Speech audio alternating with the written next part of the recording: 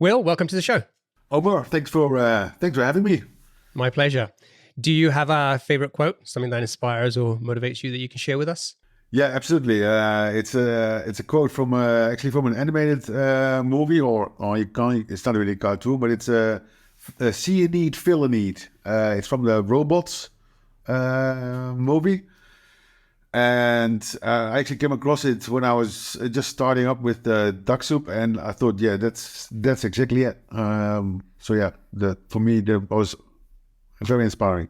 See a need, fill a need. Love it. Nice and simple. So tell us about Dux-Soup. What does the product do? Who's it for? And what's the main problem you're helping to solve? So Dux-Soup is a piece of software that helps you to find customers on LinkedIn. It's targeted to especially B2B sales development people who are looking to reach out to people on LinkedIn and do that at a scale so that you, by automation, you can reach out to many people and you basically are able to pick out those responsive prospects that you can then continue the conversation with in a usual sales role. Give us a sense of the size of the business. Where are you in terms of revenue, customers, size of team? The size of the business, I'll give you some context. So we nearly hit 10 years that we're running, and we've built a customer base of around 80,000 and an annual revenue, recurring revenue in the 7 figures. And we're doing this all at the moment with 20 plus employees, though not all full time, but it's a big team that is working on this now. And so the business you said founded 2015. You haven't raised any money, right? The business has been bootstrapped. It's been fully bootstrapped. No external money at all. No. Great. Okay, so let's talk about where the idea for this business, this product came from, and I know it wasn't a straightforward journey. You had some other attempts at trying to build startups and products before you got here. So maybe kind of tell us a little bit about that journey and some of the things you worked on before you came up with the idea for Dux-Soup. Yeah, sure. So my background is in software development and especially product development. And in that role, I worked at a number of software companies or startups that where I saw a repeating sort of problem occurring. And those companies where I was part of the initial team that actually built the initial product and the initial offering that we were building, and we would never really get the traction. And so that, these businesses, they all ended up fizzling out, even though I always felt the products that we built were solid, but we couldn't sell it or explain it. So that was, you were part of a startup and trying to get this thing off the ground. How long were you working on that? I think about 4 years in one company, and then another 4 in another one in a similar sort of a similar context as a sort of head developer of a small team. Right, and then you also had an idea for another product, and you spent some time building something yourself. Yeah. I mean, as a developer, and especially when working in the product development, and you know that you've built and you can build stuff that is that can do some things that customers would really like. I find it quite frustrating. And it drove me to try another product once the previous one failed, and always sort of keeping in mind how the other products ended up failing, but always still believing that surely, if the technology works and the product does something useful, then we should be able to get this off the ground. There was a number of times where really we found that we built something that did something that was a bit more technical very often. So it wasn't like a the product was not easily understood by the customer, and yeah, there was always a struggle, always pushing uphill, or an uphill struggle to get this first to get this explained, and then even after the first sale of one customer, the next customer would have to go through the same cycle of explanation, and that meant it. Yeah, you were just you were bound to fail because it was just too complex. What was the product that you were building at that time? The one that I talk about now is the last one is called Swivel Script. Oh, what did it do? You got to explain it to me now, right? It was basically a tool that allows you to script together different web applications using JavaScript on the desktop. So you could basically optimize processes by automating some copying and pasting, and making sure that the user of the system was always presented with the right application at the right time. The end users were, generally speaking, people working in a customer service center or call center, and those people tended to use quite a lot of different applications, and there was a lot of it was a steep learning curve for them to know which one to use, and so there's a lot of training involved, and then a lot of room for error to get to the right system to copy the data. So it seemed like a slam dunk to to come up with a solution there, but it turned out that that it was it didn't succeed. Let me put it that way. So a lot of I talk to founders who are non-technical, and they'll say, my problem is I don't know how to code, and then I talk to founders who are technical, who are developers, and they say my problem is I know how to code, and so often it's easier for me to build something than to go and spend time talking to potential customers and doing the validation stuff.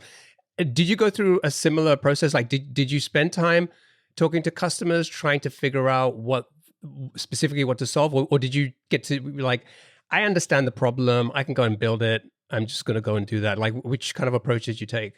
It was probably more the I know the problem, I can build it approach initially. Although I was always quite often in a customer-facing sort of role as well. But then the customer that you ended up talking to tended to be the end user, while the actual customer that you're trying to sell to tends not to be the end user, at least not in the sort of software that I was working with a Swivel Script. So I would say it's definitely the benefit of being able to code yourself is that you can more quickly try different approaches, try different products, so you can throw them away. When you're just when you're only the thinker and not the developer, then there's going to be a lot of confusion or problems explaining what you want to a developer. And if it's a co-founder, then you should be able to do that as well. But I mean, clearly, lots of people do that like that. But there's a big benefit I find. Obviously, being a developer, that you can just quickly try out new ideas and then try them out and throw them away if it don't work. You also said you had a really hard time explaining or communicating the value prop to customers, and it was an uphill struggle all the time. Having gone through that experience, and then also now having gone and built Dux-Soup, when you look back at that, what was one lesson you feel you maybe learned about just generally how to do a better job at communicating with customers about your product? I think one of the main things really is that to not just build a product, but you really need to think about and build the entire, and I know it's a bit of a cheesy term, but the customer journey. So from the customer hearing about your product, to go to your website, to try the product, and then telling other people about it. And so it has to be as barrier free as possible. If by just putting a product out there that people can download and then have no idea how to use, and always so complex, it's so feature rich that they require training, that is just not where you want to start. At least not not in my experience. Great. So you had a number of, I guess, false starts trying to either working on somebody else's startup or your own products to get that off the ground. And then where did the idea for Dux-Soup come from? Actually, the idea came. My wife was at that time trying to set up a business, mainly selling books to schools, and she needed a way to get a list of schools or a list of people to contact at schools, and also a way of actually getting to engage with them.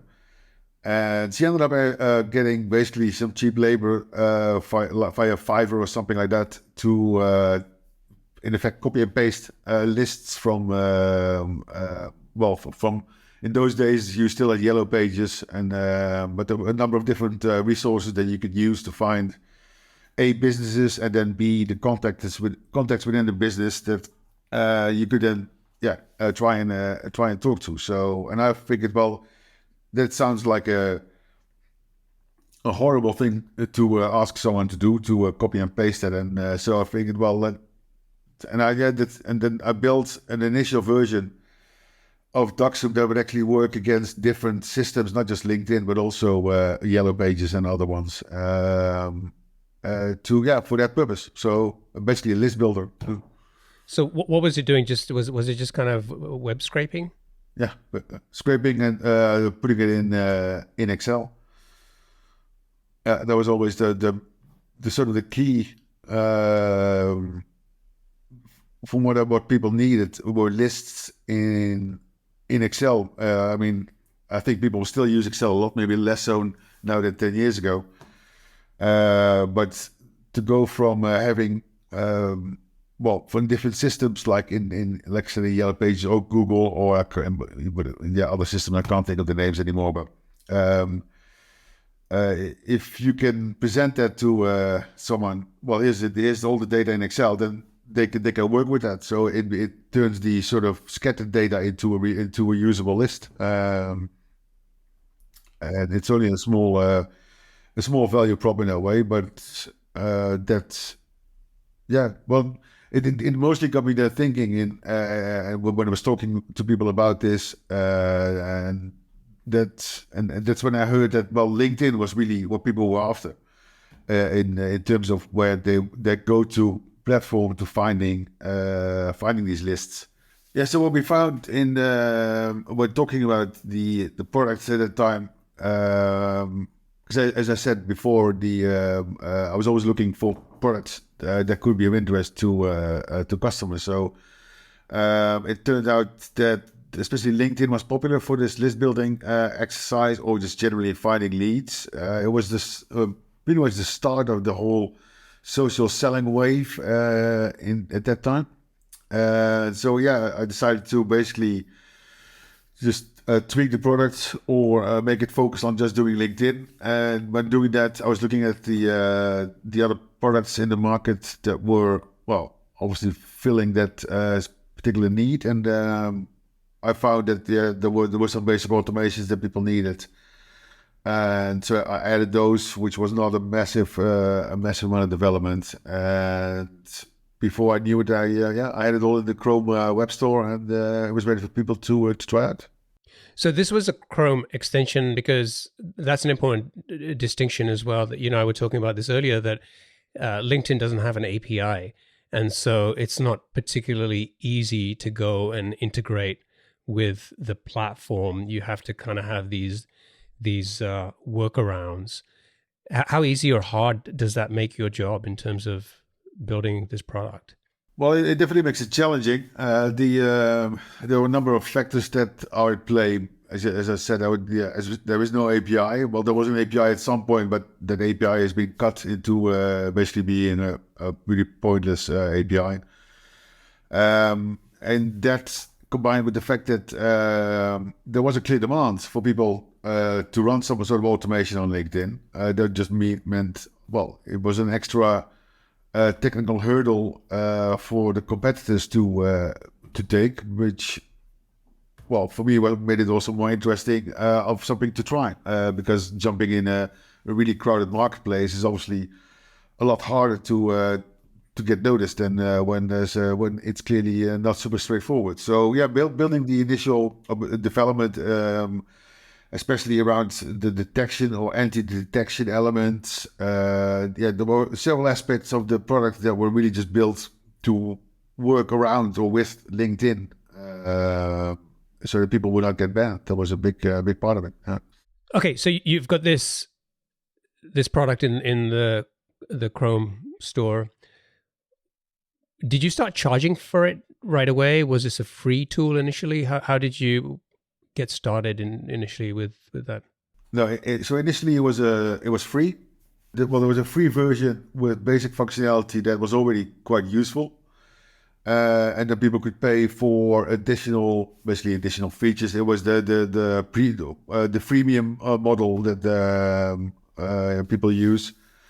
And it just meant that for people to try out the product and get a feel of what it does, it was really just a matter of a few clicks to go from learning about Dux-Soup and then actually trying it out to see if it would do what they were after. And I think that was quite key in the initial uptake, that the barrier to actually just trying out the product was really low, on purpose. There was things also around using the Chrome App Store. Chrome was a big, pretty much the standard already then. People already had a Google account, so there was like a whole sort of ecosystem that Dux-Soup just all worked in, and that the audience was also working in. It just meant that it was a really a low barrier to trying it out. So putting a product into a marketplace like the Chrome Store is great for distribution if people can find it. What was your experience with that? Yeah, people generally didn't find it really via searching for or searching in the web store or searching Google even. I think most people found it because they heard via, well, at that point I was working with an influencer called John Nemo, who was really, he was very active, great guy. I mean, he was super active on all, that some of these influencers, they can be really overwhelming, but it's really good for getting the word out. And he was really excited about Dux-Soup, and it was that combination also with the fact that the people who tried it out generally became immediate advocates as well, because at least for those who downloaded it and tried it, it did what it said on the tin, and they would just tell their colleague, "Oh yeah, if you want to do some work on LinkedIn with getting data or working with some bit of automation, you should try this. It's really easy." And so most of the initial growth really came from this sort of word of mouth, and also the influencer marketing, where in different geographical regions, we suddenly started out seeing all this uptake. How did you meet John? How did that relationship come about? I really just went on LinkedIn and posted about Dux-Soup, and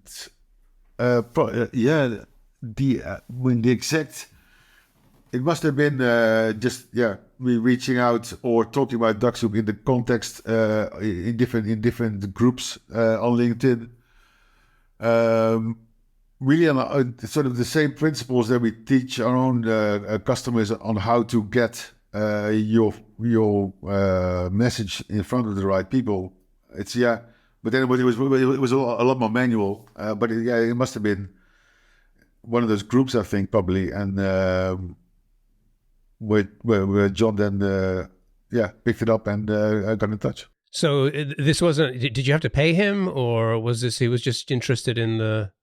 Yeah, it's. I mean, I think you find it in many markets where there's always influencers who are always on the outlook or on the lookout for products that work and do something that people are really looking for, and that is not really super commonplace. It's also for the influencer that they are showing that, well, if you listen to what I'm saying, then at least you can see what's hot, you can get a competitive advantage. And so these guys are always looking for products. So he saw that there was a clear value in telling about Dux-Soup. I think that's the best thing, right? To find somebody who's naturally interested, who wants, wants to be kind of part of the journey and provide feedback and test this thing. I mean, you can't ask for more. From what I understand, from the point where you got started with this business to hitting the first million in ARR, it was about a 2-year journey. At what point did you start working on this business full time? When did you realize that this was more than just a tool that you'd built for your wife to something that had some business potential? And given your experience with several false starts that we talked about earlier, what gave you the confidence that this was the thing that you were going to jump in with both feet and commit to? So I think it was about half a year in from the initial release to actually going at it full time. And so it was also, I mean, just to come back on the sort of the fit with the ecosystem. What was so nice again in lowering the barrier is by fitting in with the Chrome Web Store, you automatically had an easy way for people to pay for the product. Basically, you had to do some work to obviously to integrate with that. But lots of people had already the payment details in Google, which meant that prompting a customer to subscribe after they used it, that for people that to purchase it was really again as barrier free as I could get it. And that just meant that you slowly saw people subscribing over these initial months to up to a point where I think I reached probably about 5,000 a month, 5,000 euro. At which point, given the way that the uptake went, I thought, well, I'm gonna have to try this one. It seems to be sticking. The payment infrastructure you talked about, so that was like just built into the store, and it was like Google Payments or whatever. And could you actually set that up for subscriptions as well? Yeah. Okay, that makes life a lot easier, doesn't it? Yeah, no, absolutely. It's obviously for people. If people need to be able to buy a product, and if the ecosystem already provides you with a payment engine, then that makes it a lot easier. Yeah. Okay, great. So 6 months in, and you're like, okay, there's enough revenue here now to give me a strong signal that this business has a lot more potential. I'm gonna go in and work on this full time. It was just you at the time. You're still obviously bootstrapping, self-funding the business. What was the next step? How did you continue to grow, get to the first 10K? Was it just doing more of the same, working with influencers like John and trying to get this word of mouth out there, or was there anything else that you did?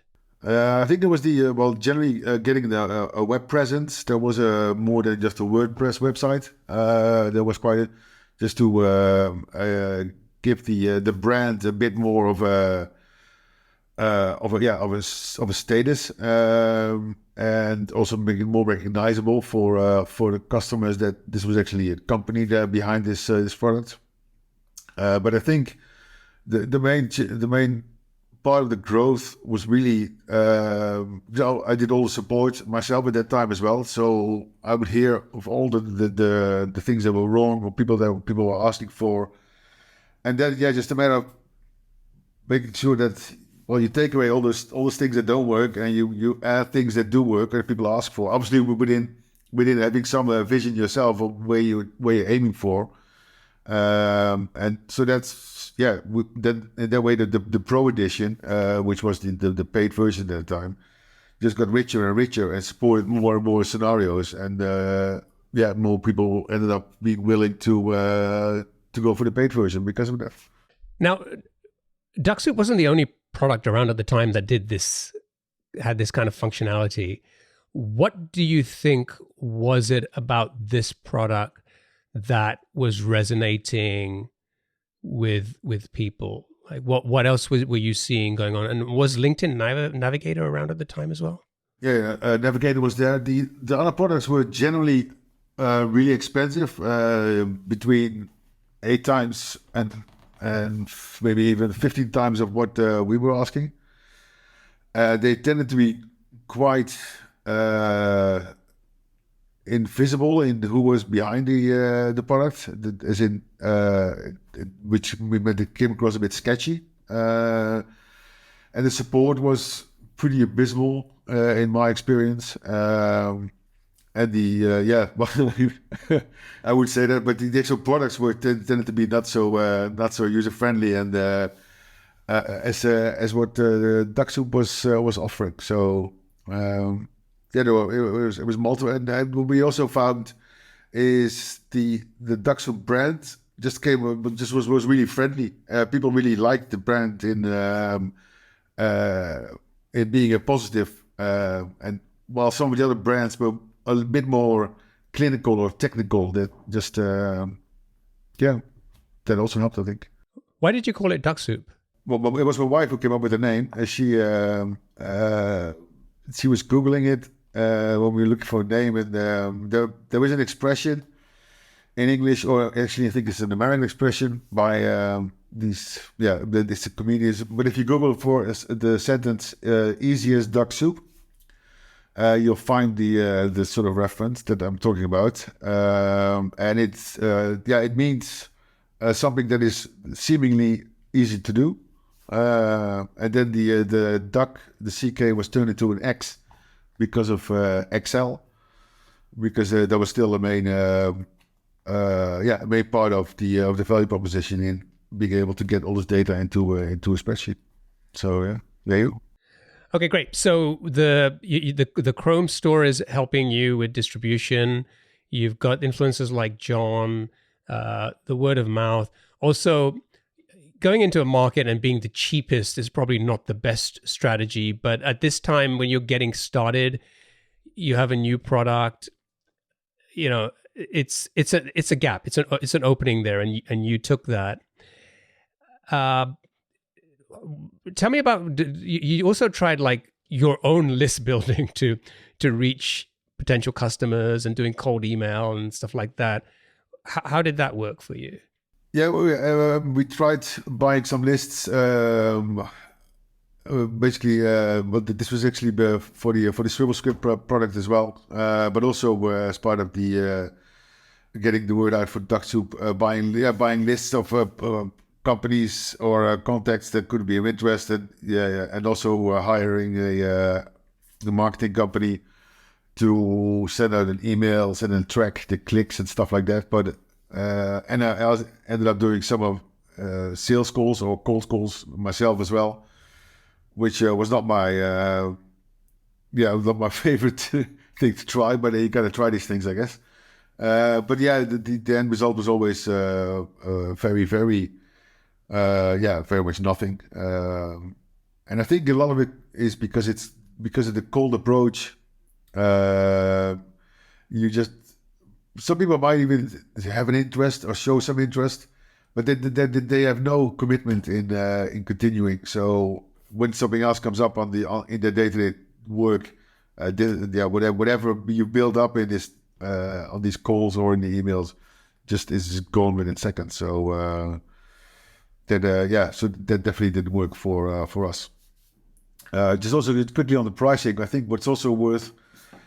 Well, one of the things I've noticed over working on Dux-Soup is that because obviously you're always a resource constraint in where you can put your time and how you build your product and your business. But I think the offering of offering a product that only does a few things but does it really well at a low price, what it does give you, it gives you a reason why the price is so low, because it doesn't do a lot. But if it does something that is actually very useful to a lot of people, then it does give you an entry to that market. And once you're there, then you can. But that's basically what we built as well here. And that's also sort of the years after the next edition, which is a more involved, a more complex product with more features that you can sell at a higher price.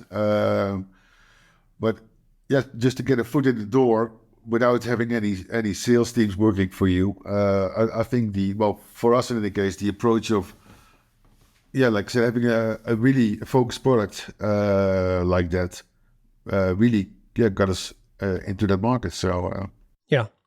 I was talking to somebody the other day who was saying, I want to get into this market, but I get so put off by these big established players that have these rich feature set, and where do I start? And it's like, well, if you're trying to compete with them and launch a product that has all those features, you're probably taking the wrong strategy, right? There's probably a segment of people who only need one or two features, and if you can figure out what those are and deliver those really well, and carve out your own niche, is going to be a much smarter way to go. And then eventually over time you can add more features and grow and charge more as you deliver more value.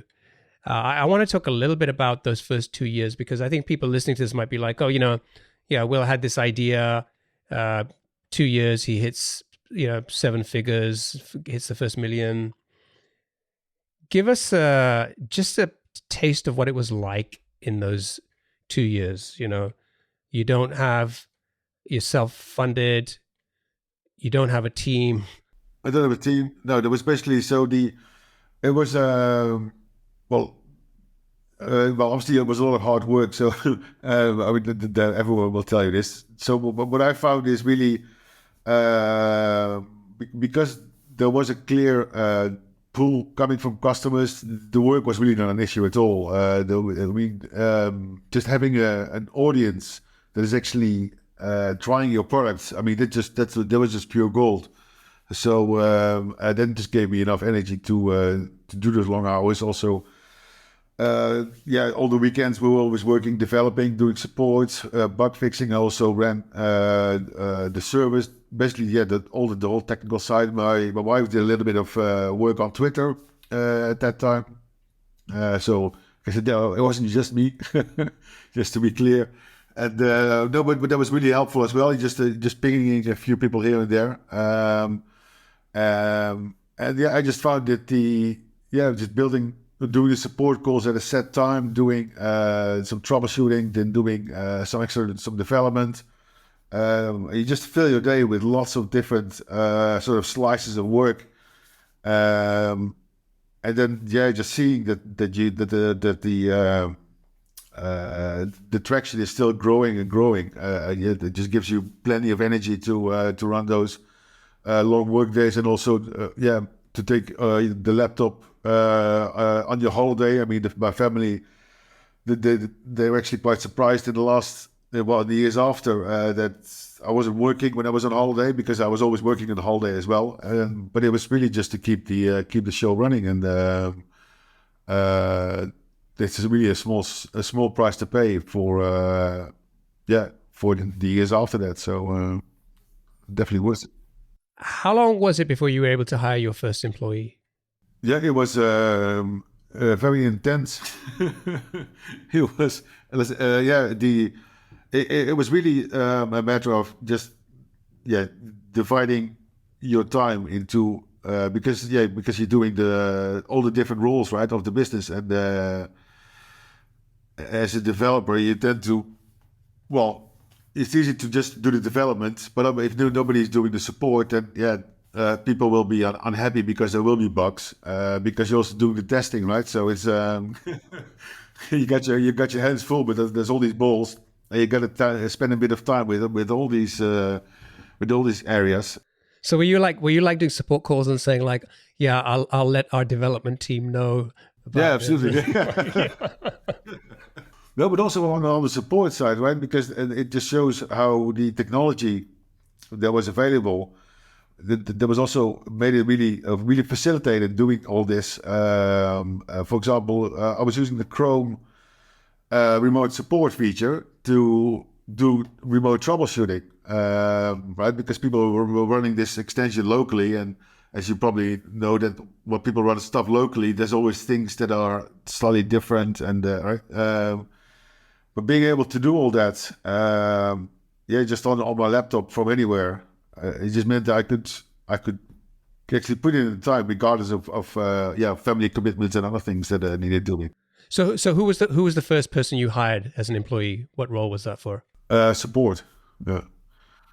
Yeah, it was the basically to take over and professionalize the support. At that time, it was just a big email or email box, and the Calendly. Calendly was also a big part of it.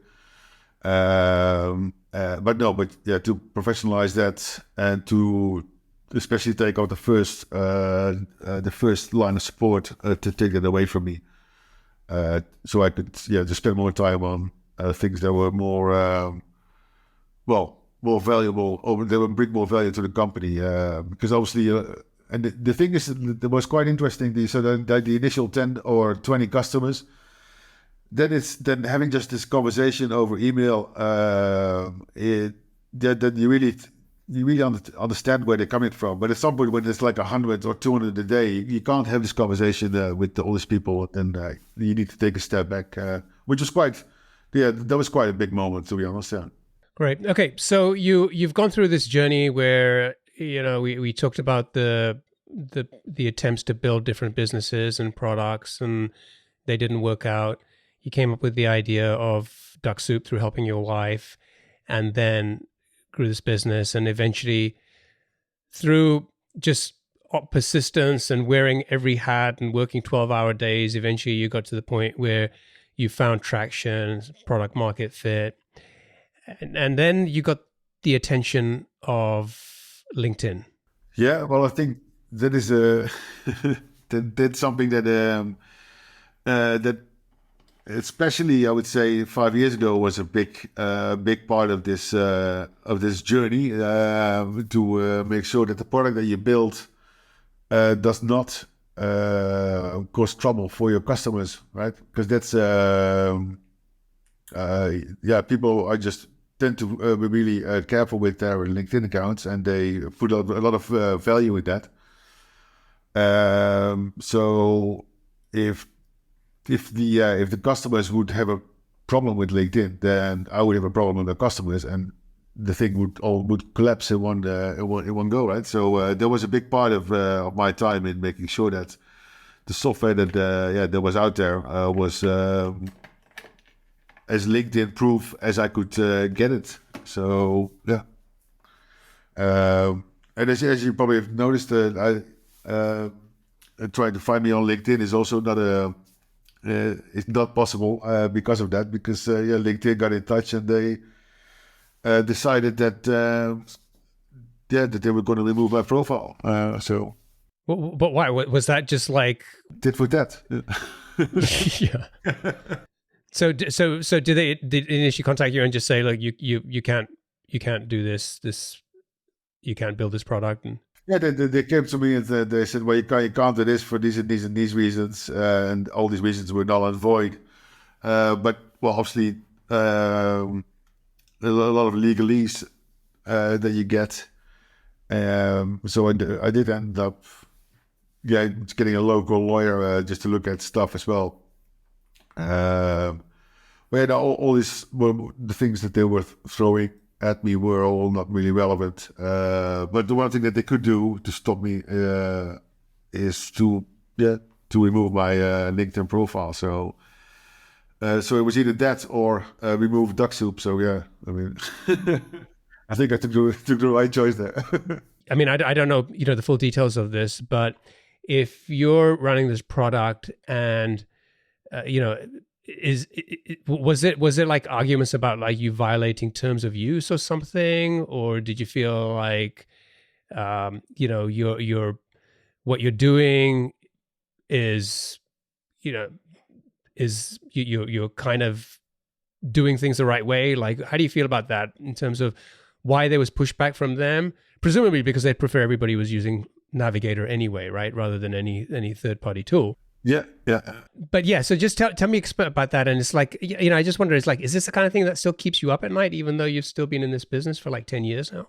No, it doesn't keep me up at night. I mean, we've been doing this now for a good while, and we have, if after so many years you don't have trouble, then you clearly do something right. But the sort of what I want to say is that with LinkedIn, their stance on this subject is really quite two-faced. And so on the one hand, they are selling licenses to Sales Navigator, right, by the truckload. And Sales Navigator is getting more and more salesy with automatic in-mail follow-ups. And then on the other hand, they are obviously trying to get everyone to create a profile on LinkedIn, because without this the full network of professionals on there, the network does not have value, and then they can't sell Sales Navigator or Recruiter. Then they mentioned the terms of service, but even that, when you look at it, you can't even, if you were to follow them by their rule by the rules, you can't even systematically browse LinkedIn. To be honest, if you read their rules, you can't use LinkedIn for sales. Basically, that's what the rules say. So yeah, they are so extreme in the way that it's stipulated, and because they clearly also want people to use to actually use Sales Navigator, it just doesn't really seem like a very honest principle that they have there. It's more, I guess they don't want their network to be polluted with robots talking to each other, right? Which is fair enough. But a bit of automation just to make sure that the sales people are spending time with communicating with customers who are showing interest, instead of spending their time on manually sending lots of connection requests. I mean, it's obvious that the sales people would prefer to do the part of the process where they add the most value, which is convincing someone who is showing some interest, not in going through lists of loads of people to find the ones with interest. That part you can actually automate, and that's basically what Dux-Soup does. So one of the things I've been seeing with we talked about this earlier, that with LinkedIn is like, I'm getting more and more crap in my DMs from people, and I've noticed quite an increase in the last 5 or 6 months. And I think in large part it's to do with AI and how easy it's becoming for people to do prospecting. If someone's looking at Dux-Soup and saying, hey, well, I think you guys are kind of making it easier for people to send this kind of spam and stuff like that, what's your response to that?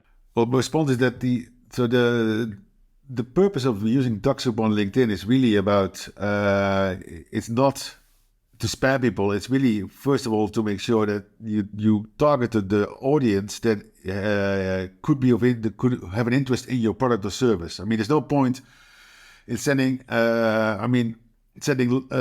thousands of in-mails or whatever out to people that are never ever going to buy or have a need for what you're trying to sell them. So we always tell our customers that make sure that you target the relevant audience, and then it's really just a matter of very often that maybe you got the wrong person at the wrong time, or some other reason why they either not picking up on the initial sort of interest that you want to get out of them, and that's fine, because there were lots of other reasons why people are not at that point want to talk to anyone about their particular service or product. But if you already start out with a scatter approach, then you're going to be annoying lots and lots of people on this, and probably also getting your own LinkedIn accounts into trouble, because when enough people complain about being approached by someone who is offering services that are of no interest, and they don't know this person, at some point LinkedIn will also close their accounts. I mean, that happens still. I agree with you. I think LinkedIn is a great platform. There's so much potential there, and I think I've connected with some amazing people because of LinkedIn, but yeah, it's definitely going to be this ongoing challenge between increasing noise and then how do you do a better job at being able to connect with the right people, whether you're a buyer, seller, or whatever. So it's a kind of fascinating space. And yeah, it's an interesting relationship that you have, like building this business on that platform. And it's a big challenge, because obviously it's always evolving, it's always changing. We never get they never tell us when a new update that with a new feature, or that they remove a feature, which also happens, right? So yeah, no, it's a moving target, and it can be a bit of a challenge to use it as a base for a product that you want to sell to customers. But that also makes it an interesting sort of field to work on for myself, I find. Well, almost 10 years in, you're at your 10-year anniversary next year. You're still working on this business. You're still enjoying waking up and helping customers. So that's I think what matters the most, right, at the end of the day. Yeah, no, it's still because it's an ever evolving landscape of how people how they go about trying to find customers, and it's just there's always new areas that you can work on. It's Cool. All right, we should wrap up. So let's get on to the lightning round. I've got 7 quick fire questions for you. Yeah. Okay. What's one of the best pieces of business advice you've received? To stay critical of your offering and to avoid tunnel vision. What book would you recommend to our audience, and why? For me, the Hitchhiker's Guide to the Galaxy is even though it's not business relevant, it's very inspiring in many ways. I love that book too. What's one attribute or characteristic in your mind of a successful founder? I would say listening to your customers. What's your favorite personal productivity tool or habit? To plan your day and to divide your day into specific work, as into specific tasks. Don't just go on email and be scattering. Just stay focused. Do this for a couple of hours and this for a couple of hours, and you get the most done.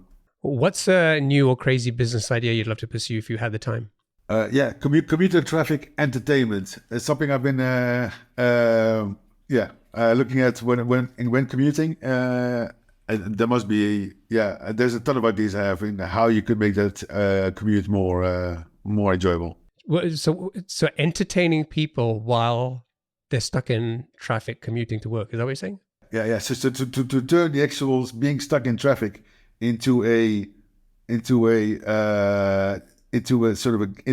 game area by using GPS and augmented reality and other things. I think there is something there. One idea. What's an interesting or fun fact about you that most people don't know? That I've been learning trying to learn how to play the guitar since I was probably 17. In a number of times I've tried it and failed, but I'll keep on trying. I've got a guitar right here. It's probably like similar. It's been we're talking about well over a decade, and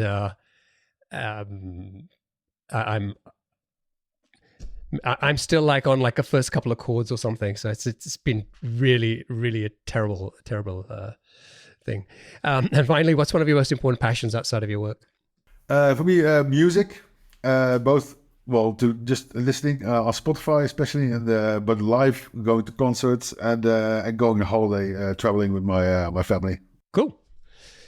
All right. Well, Will, thank you so much for joining me. It's been a pleasure kind of unpacking the story and kind of sharing that journey over the last 9, almost 10 years.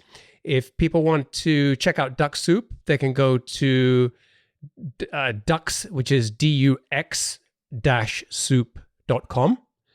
And if folks want to get in touch with you, it's not on LinkedIn, but what's the best way for them to get in touch with you? Well, you can email me. It's will@ducksoup.com.